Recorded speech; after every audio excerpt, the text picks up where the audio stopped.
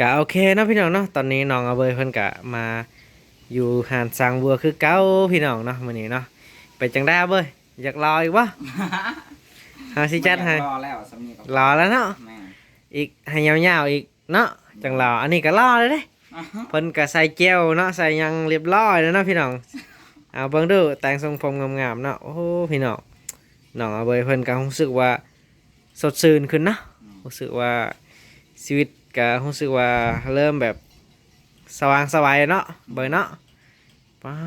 พี่น้องเห็นป่ะอาเบยเพิ่นก็เริ่มมีความสุขแล้วเนาะนี่เป็นจังได๋อาเบยมาอยู่หาดอายม่วนอยู่ปะม่วนอยู่ม่วนเนาะมีความสุขเนาะมีหมู่เนาะอืม หมู่เว้าหมู่อันน่ะหัวเราะหัวม่วนนํกันพี่น้องนี่เพิ่นก็รถรถถีบมาพี่น้องนะเอารถถีบมาเนาะนี่เอ้าเบิ่งกล่องอายนะอันน่ะแบตเจ้าจักเปอร์เซ็นต์แล้วมันเหลืออยู่14% 14%เดี๋ยวเฮาสิขึ้นไปเบิ่งอันน่ะสายเบิ่งว่าได้บ่บางทีมันสิถึกอยู่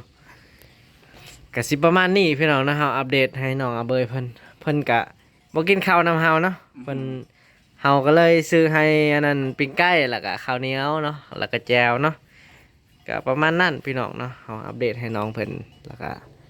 ต่อไปนี่ก็สิไปอัปเดตน้องเพิ่นตลอดนะเบยเนาะน้องเพิ่นก็สิมาลิ้นอยู่พี่แหละมันก็ม่วนเนาะ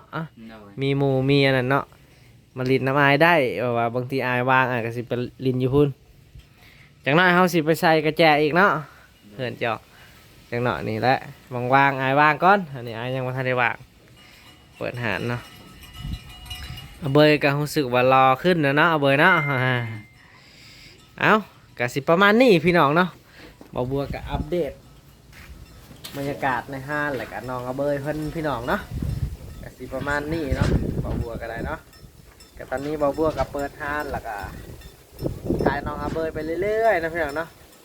ชีวิตก็ว่า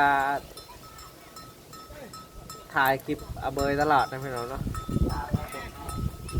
สบายจังก็มาไล่งัวนะ